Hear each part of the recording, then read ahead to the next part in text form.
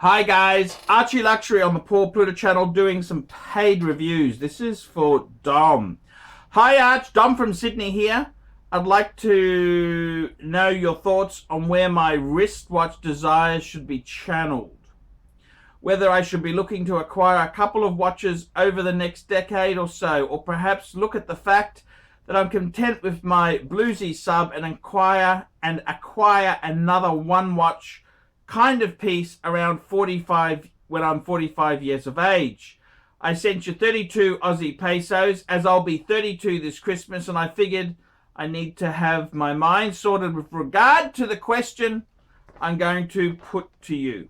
As you recall, my work brings me into contact with the world of luxury from time to time, and I'm not immune to their charms. However, I've always had the fortitude of an education early on regarding the icons from my father, but having to work and create for a living means I'll have to think about this seriously, and I'm in two minds. So here it is,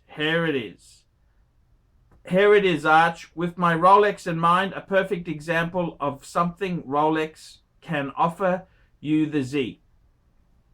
My business partner, Nico, who owns the 16713 Holes case gold through the clasp, says I need a reverso. Of course I love them. Potential reverso options include, here's a few references here for, he gives me a reference to a reverso 976 stainless steel. Plus, as I'm around water a lot and being a certified scuba diver, the 50 Fathoms reference 5015 is something I'd love as fuck as a fuck off diver. On the sailcloth, it's nice and sporty, more so than the 16613. Nige loves these two, 10,000. Next option is the Chopard Milli Migler rubber tire tread strap, white dial, black subs, blah blah blah. Milli Migler covers the generic movement, which adds markedly to the piece, in my opinion. About 3,000. I'm competing in the Targa Tasmania next year in the classic division and love the brand in a way similar to your relationship with Cartier. I'll use the chronograph and the GMT a lot, and it's a nice beater. Like you say, Maserati is cool, Chopard is cool. Or do I get a Patek Philippe when I'm an older fucker later, either the 5396 annual calendar or the Nautilus 5712R. I had thought about another Lange because his dad had a Lange 1. I'm not sure if I'm enough of a mean, nasty bastard who pays high prices to providers for nasty service. Discuss. Arch, your advice is appreciated. See you soon, Dom. Now, I met Dom. Dom's an arty-farty sort of guy there, you know. He's sort of very ABC chic, SBS chic. You know what I mean? Just, yeah, you know the type. But he's a cool guy. He's not a bad guy. He's lovable. He's a cool. He is. I like him. I like Dom. Okay. I like him.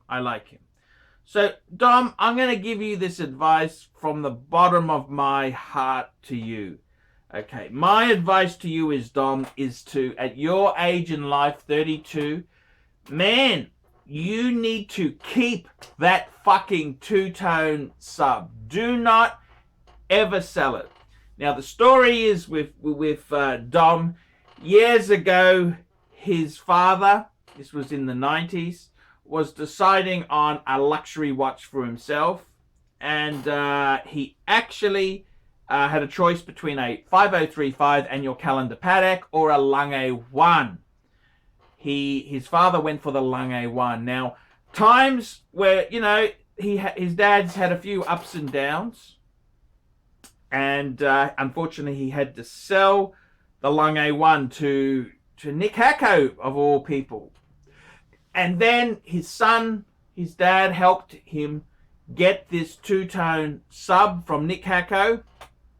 And it actually, in hindsight, wasn't a bad price, which is surprising with Nick because his stuff is so fucking expensive. I've never really been a big fan of Nick. I've never really liked him, but that's okay. That's okay. But look, we're getting off the point of watches.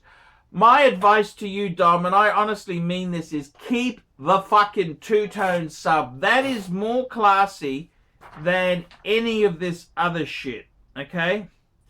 Look, a Reverso 976, amazing watch, but if it means you have to sell the two-tone bluesy to get it, forget it.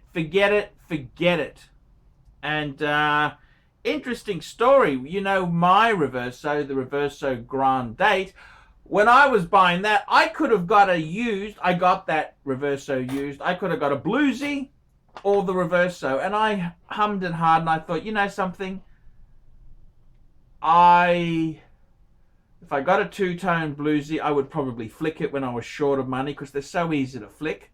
But I got the Reverso, and I love my Reverso, but let me tell you, 8 years down the track, the two-tone bluesy is worth slightly more than the Reverso. The Reverso, in the dealers, you probably see it not much, a little bit less, but the dealers, if you went to a dealer and said, hey, I need money urgently, they will fucking skin you alive on the Reverso, but on the two-tone bluesy, you get some reasonable coin. My advice to you, honestly, is simple, and it's going to be brutal. Keep the two-tone bluesy. That is such a perfect watch, man. You don't even realize it. You're not going to realize this until you sell it. Then you realize what a fucking mistake you've made. Keep the two-tone subby. Do not sell it. Watch has been with you for many years. Your dad helped you get it. It's got great karma, great stories. Do not sell it. My advice to you, I would say a Reverso. You may get a Reverso when you're 40. Okay, a Reverso when you're 40 is fine. I would tend to say, stay the fuck away from a blank pane 57. Stay the fuck away from it. That is a rich man's hobby. That's like somebody who could buy a Maserati. They could lose a lot of money, but, you know, they don't give a fuck. Same arrogance with a blank pane. They are fucking terminal. They're hard to sell. They're not a... Don't do it, okay? No one knows what a fucking blank pane is. Fucking don't do it. It's stupid. And the Millie Megler, fuck me dead. That is such a terminal watch. The Millie Meg. I love the Millie Megler, you know, but it's got a 7750, if I'm not mistaken. Valjoux movement in it. It's really soft as shit, okay? My advice to you, seriously, if you're doing a classic car rally, the fucking two-tone sub sings class. It sings good times. Fucking wear that, man. That is one of the greatest watches of all time. If I were you, okay, say you want a wristwatch fix. You need a fix. You want to buy something because you know, that's what us men folk are like. My honest advice to you, Dom, and I know you, I've met you, keep the fucking two-tone sub. Do not fucking sell that ever. I would say maybe get an Omega Speedmaster Man on the Moon Professional. Did you know the Speedmasters, they were originally a racing rally watch. That's right, that's what they originally were. Then NASA cooked up on them and they became the Moon Watch. But they were actually designed by they were designed by Omega for rallying. That's exactly it. So that's the ultimate. If you're going to a Targa Tasmania, that's the ultimate Targa watch to have there. Forget this Millie Megler with the rubber. I know, it's just gimmicky shit, okay?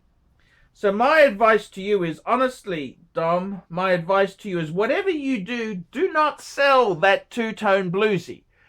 Do not ever sell that two-tone bluesy. The next thing I would say is, if you want a wristwatch fix, I would get another iconic, because that sub two-tone bluesy is just so cool, man. You don't even realize how cool it is, but it's super cool. My advice would be to get a Speedmaster as a temporary fix. Speedmasters also, okay, they're very soft now, very soft, because Swatch Group has been dumping the market. So you'll probably get one 3,500 to 4,000. You'll get one of those. I reckon that's what I would do. That'd be a 2-piece killer combo deal. And then down the track, I would say Reverso. Get a grand Reverso, like a 976 or a Grand 8, something big, or even a tribute to 1931. That can be your, when you're around about 40 years old. And I would say, so basically what I'm telling you is, Dom, this may not be sexy, it may not be exciting, it may not be the answer you want, but this is the fucking truth. Keep the two-tone,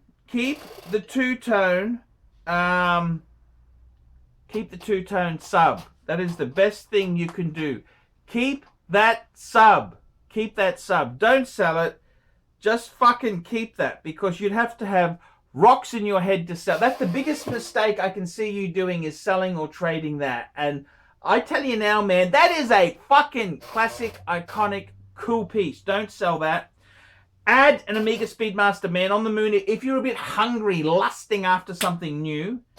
And I'd get that sort of, you know, up to 35, 36. That'd be a great 2-piece combo. When you turn 40, if you're even not 40, a little bit older, in your 40s, a Reverso Grand, big size Reverso would be cool. But you can't sell the other ones. You've got to keep these pieces. Okay? And then, after your 40s, if you hit jackpot, we all need a fuck-off gold grail. So if you hit jackpot, get yourself a 5396, that's the annual calendar Patek. Get yourself a Lange one, or get yourself a Nautilus, okay? That is so cool. But my advice to you, do not ever sell the two-tone Bluesy.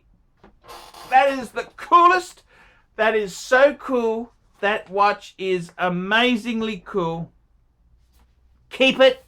If you're feeling like you want a bit of a fix, buy a Speedmaster Professional, the Halcyon glass one. And then when you're in your 40s, get yourself a Reverso. And then once you're in your 50s, and say you hit pay dirt, i.e., you know, any number of things could happen. You could land that great job. You could marry a rich bitch. You could inherit. Any number of super cool things could happen. Then you get your Patek or your Lange. That's how it goes, Dom. I've met you. The biggest fear I have with you is that you really will sell that two-tone. That watch is a watch for life, man. You are so lucky to have it, and you don't fucking appreciate it. That's the thing. I just fear with you, you don't appreciate it. You don't appreciate this until you lose it. So you keep, whatever you do, Dom, keep that two-tone Bluesy. I'm Archie Luxury. This is the Paul Pluta channel. Remember, like, subscribe, tell your fuckhead friends, and don't forget to put a few really nasty comments down below.